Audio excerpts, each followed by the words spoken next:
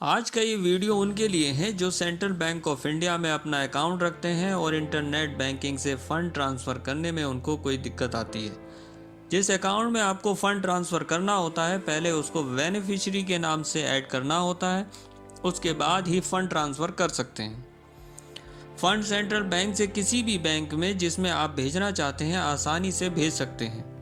अगर आप जानना चाहते हैं सेंट्रल बैंक ऑफ इंडिया की इंटरनेट बैंकिंग से कैसे फ़ंड ट्रांसफ़र किया जाता है, तो हमारी वीडियो को आखिर तक देखें। आप अगर हमारे चैनल पर पहली बार आए हैं तो प्लीज़ हमारे चैनल को सब्सक्राइब करें, सपोर्ट करें, बेल आइकन बजाएं, ऑल कीजिए, जिससे हमारी सारी वीडियो आपको आसानी से मिल जाएंगी। सबसे पहले गूगल ब्राउज़र खोलेंगे। गूगल ब्राउज़र में हम टाइप करेंगे central bank of India, login, enter कर देंगे। एंटर करने के बाद सबसे पहला ऑप्शन आएगा bank of India.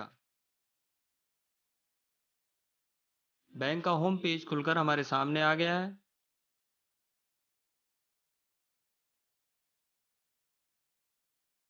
Left hand पे हमारे पास दो ऑप्शन दिए हुए हैं, पर्सनल इंटरनेट बैंकिंग और corporate inter banking. Saving account को पर्सनल इंटरनेट बैंकिंग पर जाना है। ये कुछ इंस्ट्रक्शन है, सिक्योरिटीज़ हैं जो बैंक द्वारा दी गई हैं। इससे हम आगे बढ़ जाएंगे।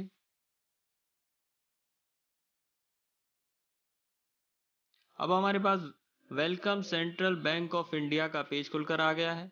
यहाँ पर हम यूज़र आईडी डालेंगे। यूज़र आईडी बैंक द्वारा हमें दी गई हुई होती है, वो हम यहाँ पर डाल देंगे। उसके बाद हमने एक पासवर्ड जनरेट किया हुआ है, उसको डालेंगे।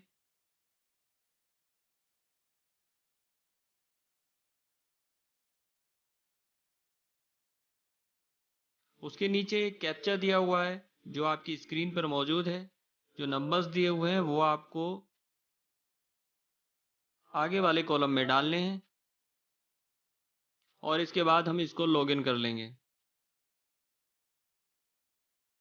अब हम सेंट्रल बैंक ऑफ इंडिया पर लॉगिन हो चुके हैं। हमारे पास जो पेज खुलकर आया है वो हमारे अकाउंट बैलेंस का है, अकाउंट समरी का है। इसको हटा देंगे, ये कुछ इंस्ट्रक्शन है।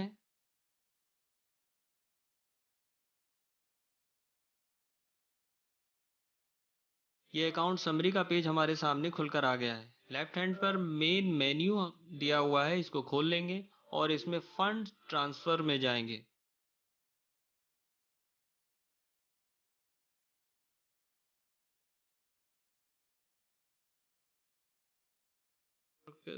फंड ट्रांसफ़र पर क्लिक करेंगे और अदर बैंक अकाउंट्स पर जाएंगे। अगर आप सेंट्रल बैंक ऑफ इंडिया के अलावा किसी और बैंक में पैसा भेज रहे हैं तो आपको अदर बैंक अकाउंट्स में जाना होगा। एक नया पेज हमारे पास सामने खुलकर आ गया है जिस पे RTGS और NEFT transfer of fund to account of other banks लिखा हुआ है। यहाँ पे कुछ इंस्ट्रक्शन दी हुई है। आपको यहाँ पे सेलेक्ट करना होगा कि आपका मोड ऑफ पेमेंट क्या है, IMPS है, NEFT है या RTGS है। NEFT पे हम क्लिक कर देंगे। नेक्स्ट स्टेप पर पहुँच जाते हैं जहाँ पे हमें अकाउंट की डिटेल सबमिट करनी होगी। फ्रॉम अकाउंट यानी किस अकाउंट से आप भेज रहे हैं। अगर एक से ज़्यादा अकाउंट हैं तो वो यहाँ पर मेंशन होंगे, आपको उनमें सेलेक्ट करना होगा। उसके बाद बेनिफिशियरी हमने ऐड किया हुआ है। हमें अगर आपने ऐड नहीं कर रखा है तो वो आपको पहले ऐड करना पड़ेगा। वो सेलेक्ट कर लिया है हमने। उसके बाद अमाउंट, जो अमाउंट आपको ट्रांसफ़र करना है वो यहाँ पर भरना होगा, जो भी अमाउंट आपके पास है।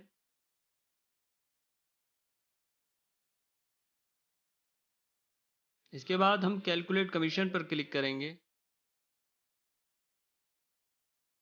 उसके बाद नीचे दो ऑप्शन दिए हुए हैं, पे नाउ एंड पे लेटर ऑन।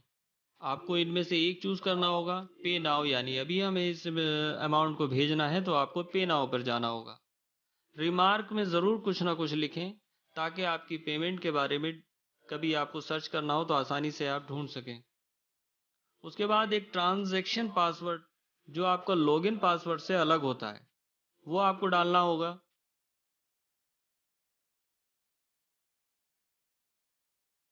ट्रांजैक्शन पासवर्ड डाल देंगे। इसके बाद सबमिट कर देंगे।